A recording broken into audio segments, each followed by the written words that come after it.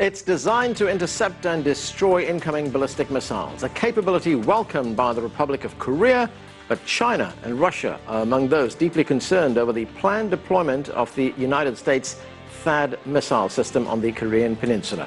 Hello, I'm Anand Naidu, and this is The Heat.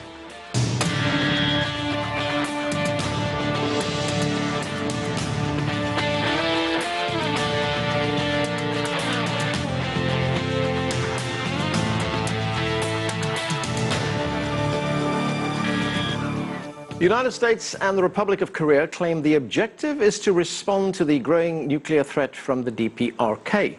But China insists the plan to deploy the U.S. Terminal High Altitude Area Defense Missile System, or THAAD, damages its security interests and threatens stability on the Korean Peninsula and in East Asia. And China is not alone. Russia says the deployment will not only escalate regional tensions, it would undermine Moscow's relationship with Seoul. Both Moscow and Beijing have agreed to work together to, quote, consider strengthening bilateral coordinating measures, unquote, to tackle the threat. There's much to talk about. Later we'll get China's perspective, but first, joining us from Moscow is political analyst Dmitry Babich. With us here in Washington is Jenny Town. She's the Assistant Director of the U.S. Korea Institute at Johns Hopkins School of Advanced International Studies. And CCTV correspondent Eugene Jung joins us from Seoul, South Korea. Thanks to all of you for joining us. Jenny, let me start with you. China and Russia, as I've just said, expressed their opposition to the development of this anti-missile system. Why are they so concerned? Does this anti-missile system effectively render their missile system or attack system obsolete?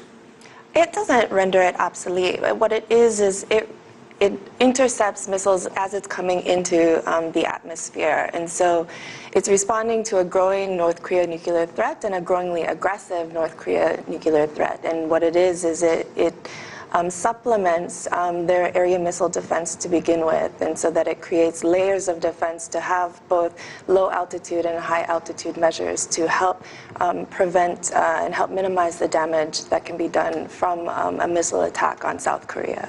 So if a country attacks China, hypothetically, with a missile system, China would not have that capability to counter-attack with its missile system? If the country has the anti-missile? If China has anti-missile systems, it would be the same situation. And so this is really, again, the radars are there to detect if missiles are coming, have been launched, and to respond to that in order to prevent them from hitting the ground. Okay, Dmitry, what is Russia's objection to the deployment of THAAD? Why is Moscow so concerned? Well, Moscow actually has the same arguments as China. The problem is that the United States is simply using the North Korean nuclear threat as a boogeyman in order to render the Russian and Chinese nuclear capability harmless. And that is certainly not very good for the strategic stability in the region. That was stressed in the statements of the Chinese Foreign Ministry, and the Russian Foreign Ministry agreed with that. The problem is not just the anti-missiles in South Korea. The problem is that the United States is creating an infrastructure based on which there can be more and more anti-missiles deployed, and in the end these anti-missiles may just make the Chinese nuclear capability absolutely harmless. Then the strategic balance will be destroyed, and the United States will be sort of tempted into taking more and more aggressive measures towards China. We have already heard from the American officials, including the Defense Secretary Ashton, that China is an enemy, that China is a threat to the United States' interests in the Pacific. Of course, in this context, the deployment of THAAD missiles in South Korea is not something that will make Russia and China happy.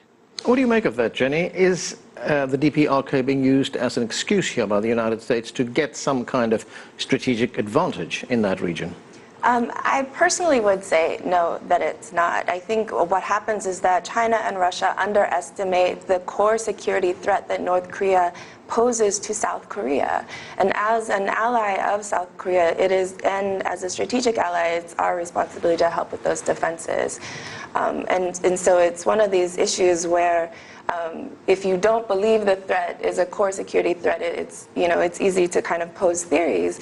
But at the same time, for the South Koreans, it's a very real threat. And like I said, it's a growingly aggressive.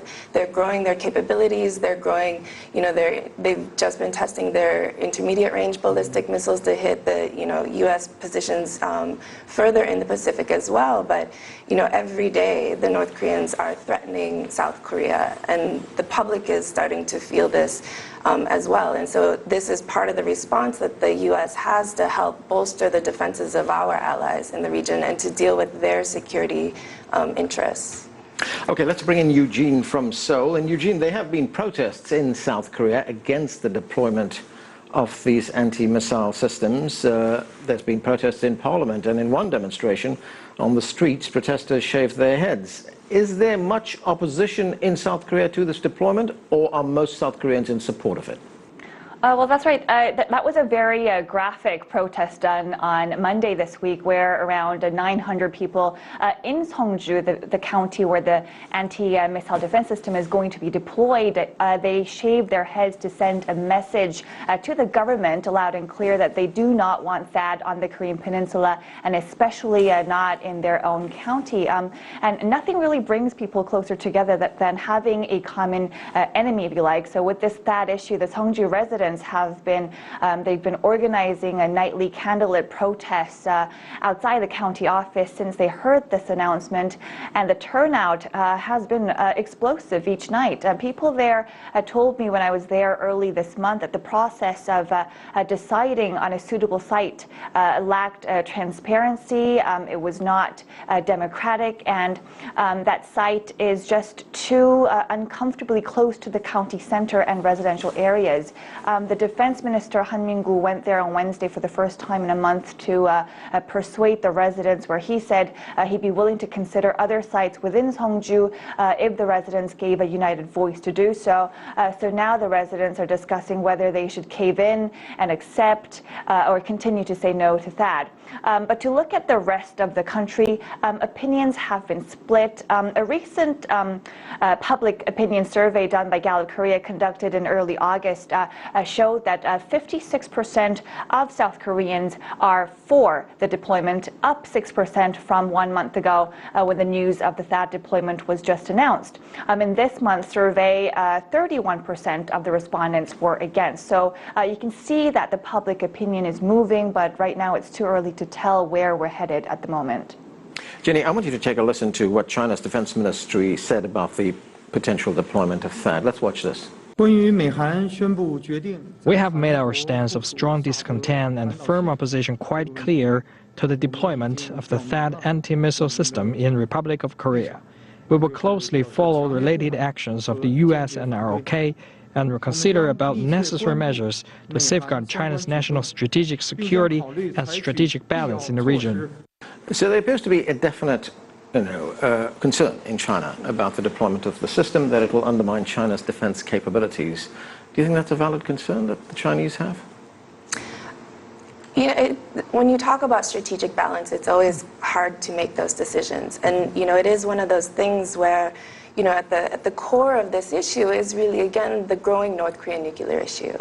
And so, part of this is if we could address that issue more completely, then the THAAD issue would be less of a concern, and it could be something that is more negotiable in the process. But the problem is as that continues to grow, and again, as it continues to be aggressive in threatening both South Korea and the United States, it does become something that we have to respond to, and in order to secure our strategic interests in the area. Should then there be more energy be put into having a nuclear-free Korean peninsula? Absolutely, and dealing with North Korea's nuclear expansion. And it is something that the U.S., China, Russia, and all the countries involved should be more actively pursuing, rather than just focusing on the consequences of this growing insecurity. Because again, the North Korean issue is really the source of the growing insecurity, and that is a response to that. Okay, let's bring in Tian Wei, joining us now from Beijing. She's the anchor of CCTV's primetime talk program, World Insight. Tian Wei, thanks for joining us. Let me ask you about the strategic balance that we've been talking about here between China and the United States, for instance. Does China feel that that balance will be upset with the deployment of the THAAD system? Yes, indeed. As you said, China, not only from the official channels, but also people on the street are feeling the kinds of balance that we have seen in the Asia-Pacific region, particularly in Northeast Asia, is likely to be broken as a result, partly because of this. And that's why people are concerned, because this implementation and deployment of THAAD is giving the U.S. an advantage to the region, particularly to China and Russia when it comes to security concerns. And also, it is a diplomatic pity, shall we say, if I could use the word, for China and South Korea.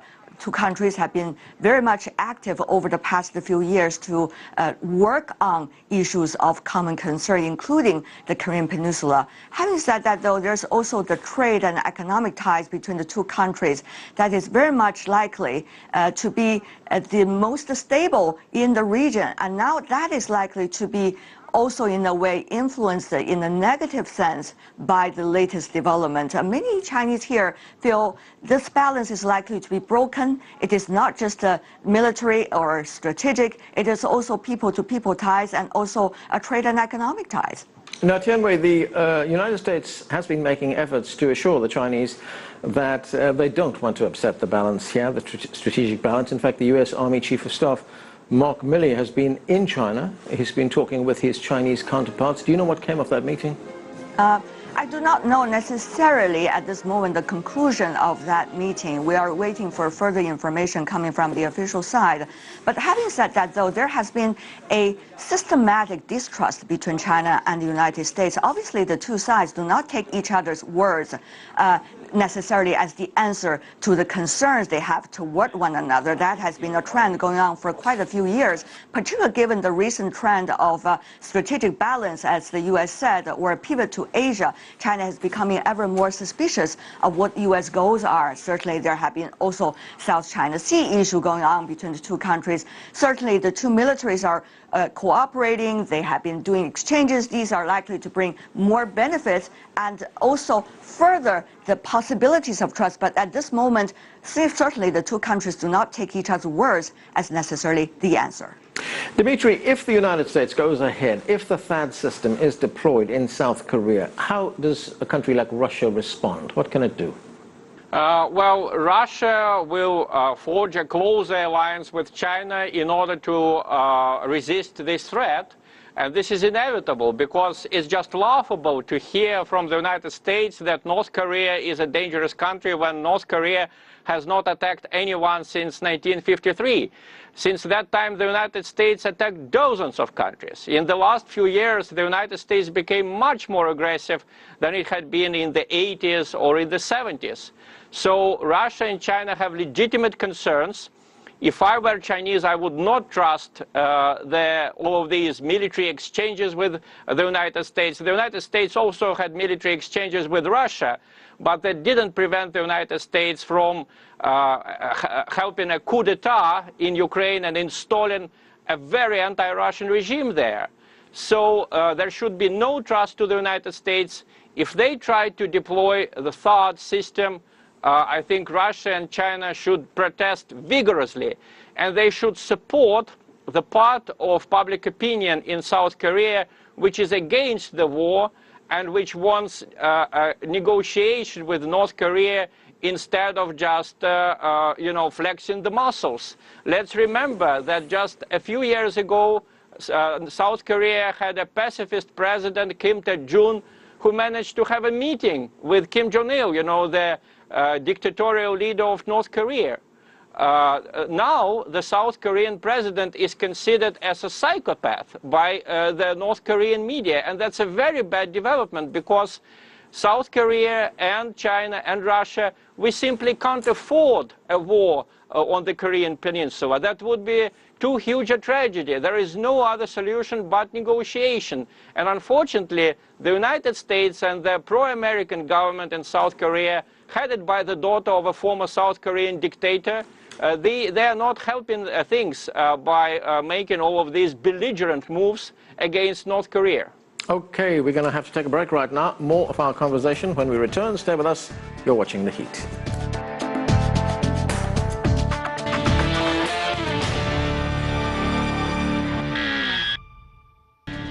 Welcome back. We're talking about tensions over the planned deployment of the United States THAAD missile system in the Republic of Korea. Let's get back to our panel. And Jenny, I have a question on whether these developments in South Korea could lead to a new arms race in the region. But first, I'd like to get your reaction to the concerns expressed by our Chinese and Russian colleagues. I would say, especially in response to the Russian, I feel like on some level we talk very big power politics. It's U.S., China, U.S., Russia, China, Russia, and they forget about Korea and Japan. And the statement that North Korea hasn't attacked anyone since 1953 is simply wrong. In 2010, there was the sinking of the Cheonan. There was also the shelling of Yeonpyeong Island. And this is something that had started to trigger already calls in South Korea for more bolstered defenses and even starting to bring up the issue of whether or not South Korea should have its own nuclear weapons. And while that was sort of a fringe movement back then and kind of fringe voices, it is something that's more actively debated in mainstream in the mainstream public today. And so, it's not necessarily that that is going to trigger an arms race. It's that North Korea has already triggered an arms race. And because it hasn't been dealt with, because we haven't been able to deal with this issue, and the strategies towards this have not been effective in recent years, the arms race is already happening. And so the question is, again, we can bolster defenses because North Korea is becoming more aggressive and because it is threatening our strategic interests, both the U.S. and especially South Korea, that does feel that this is a core security interest and the highest security interest that they have right now. So, until we deal with those issues, and the core of that being North Korea and all sides on board with dealing that issue and trying to find constructive solutions to that, we're going to continue to have this problem. Eugene, there are ongoing discussions between the Americans and the South Koreans on the deployment of THAAD. That general that I mentioned who visited China, General Mark Milley, is now in South Korea. Do you know what is being discussed there? Oh, that's right. He's on a 3-day visit coming from China. It's part of his Asia tour, and Korea is his second leg. So before he flies out to Japan on Friday, he will Korean counterpart. And also on Thursday, the 4-star general had a meeting with the U.S. Forces Korea commander, Vincent Brooks, where they discussed follow-up measures of the planned THAAD deployment. He also visited the 35th Air Defense Artillery Brigade, which will be in charge of the THAAD system once deployed in South Korea. Now, what's interesting is, though, it's not just his visit alone, but his visit is actually part of a string of visits made by high-ranking U.S. Army officials since July, since the news of this THAAD deployment was announced as an alliance decision. At the end of July and early August, U.S. Army Secretary Eric Fanning and also U.S. Army Pacific Commander General Robert Brown separately visited the same Army unit set to operate the THAAD system. And just last week, U.S. Missile Defense Chief James Soring, he was in the country to discuss THAAD as well. He met with journalists and stressed that THAAD has a 100% success rate of shooting down enemy missiles, and the system poses no health or environmental risks.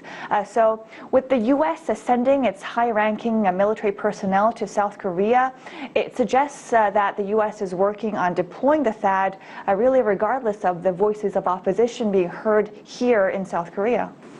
Dmitry, there was a recent meeting, a security meeting between China and Russia, and Beijing and Moscow issued a statement afterwards, and part of that statement said that they would, quote, consider strengthening bilateral coordinating measures, unquote. What does that mean? Are they talking about some kind of joint defense strategy here? Yes, because unfortunately we have to face it. The United States, if they deploy anti-missiles in South Korea, this will be a threat both to the Chinese and to the Russian anti-nuclear capacity. So we have to take measures.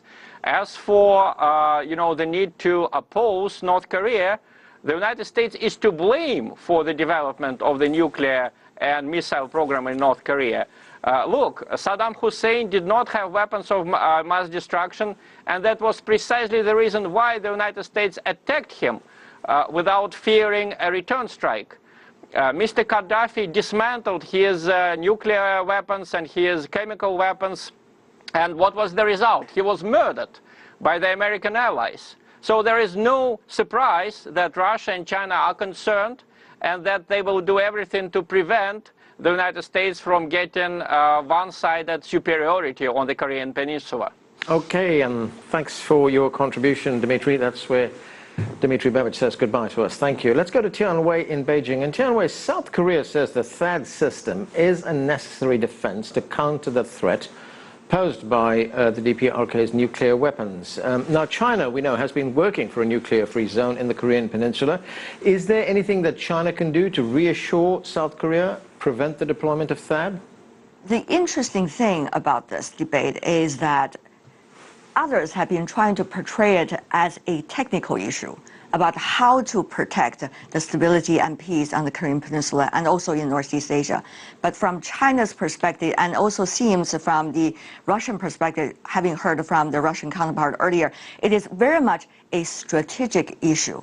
So if it is a strategic issue, we really need to think about what would that mean. We are talking about one THAAD system, which is anti-ballistic missile system, likely to destroy the kind of unities that the six-party talks once managed to give the rest of the world, and certainly to DPRK, about a prospect of resolving the problems on the Korean Peninsula. And also, it dismantled the diplomatic mixtures and entanglement that we have witnessed over the past few years between China and South Korea. That is too much a price to be paid. In a way, it is almost diminish further chances of diplomatic solutions to the biggest problem that we are facing in Northeast Asia. I think that would be a huge pity for all parties. Having said that, though, earlier you also raised the issue of arms race. Yes, we did notice that at this moment, DPRK's nuclear development could be a threat for the rest of the region. And yet, with further build-up, for example, with the THAAD system, which China and Russia believes could be a threat to the strategic balance, it is very much likely every party in the region going to further develop their systems in order to counterbalance one another. This is going to be a detrimental situation we're likely to witness. Very few times that we've witnessed that over the past few decades.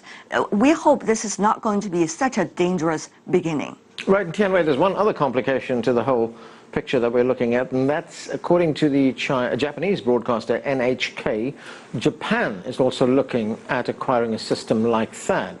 How will Beijing respond to Japan getting a system like that? Certainly, there is a lot of concern from this part of the world. I've been talking to a lot of diplomats from China and also think tank professionals. They express their huge concern, and they consider it is not going to be just South Korea or Japan. There's likely to be more possibilities in the other Asian countries once the United States get the first two to work with them on the THAAD system. So people are wondering what kind of a big-scale program the U.S. is having in mind. Having said that, though, I did notice our South Korean counterpart who has been giving quite a fair analysis of the situation facing South Korea. But at the same time, it seems that China understands the South Korea is in a dilemma that it needs to protect its own security, but at the same time balance itself between two big powers, China and the United States. But certainly at this moment, taking sides and adopting the THAAD system is not supposed to be the way out. It's only likely to escalate the tensions among big players, and it's not necessarily to be the good solution for South Korea's security either. Jenny, there was a point that Dmitry Babich made about the DPRK's possession of nuclear weapons, which it sees as some kind of defensive asset. And he cited the examples of Iraq and of Libya. Both countries were bombed by the United States. and they had no means of retaliating. Does he have a point there? I do believe he has a point. And you know, the question again is how do we address that, since that is kind of the source of the instability and the source of the rising, you know, arms race and rising militarism in the region. And you know, like I said, our policies haven't necessarily been very effective in recent years in really addressing their security concerns either, in order to get them to stop developing and expanding. And in that respect, I think also, you know, China hasn't had the relationship with Kim Jong-un that they have with Kim Jong-il either. So there isn't really the voices of moderation in this process since Kim Jong-un has come to power. And so it makes it very difficult to really deal with that core strategic issue and core to the region in order to sort of prevent some of this other expansion from happening. Okay, Tianwei, go ahead. It's not necessarily that we are looking at other countries, but rather really the threat for the region is real, and the parties have been working together over the past decade in order to solve the problem. We do not want to see the THAAD system to be the determinator to all of the previous progresses and hard work. Remember President Park, when she came into the office, she was also having several plans on hand as to how to approach with the peace and stability on the Korean Peninsula. And also remember, over the past few years, there has been debate in South Korea as well about which approach to be taken. As far as I understand, there are several options, even when it comes to military preparedness. And it has been quite a sudden gesture coming from the Park administration to take that system. Obviously, in Seongju, you see the demonstrations, the very strong reactions coming from the locals there, because they have not been thoroughly consulted when it comes to this decision. You also see opposition parties inside South Korea voicing different opinions, even though President Park is still enjoying quite high supporting rate at this moment. But certainly these should be political concerns for his administration to move forward. Having said that, though, if the South Korean politics would not be stable, it certainly would not be a good news for the rest of Northeast Asia either. So it seems that from South Korea's own perspective, as far as we can see from here, and also China's own security and the strategic balance, as well as the strategic opportunities that countries should have to work further on peaceful resolution to the Korean Peninsula, that system is not a good solution. Okay, and that's where we have to leave it. Thanks to all of you for joining us. That's it for this edition of The Heat, but the conversation continues online. Join us on CCTV America's Facebook page to comment on this or any other show, or chat with us on Twitter at CCTV_America. I'm Anand Naidu in Washington, D.C. Thanks for being with us.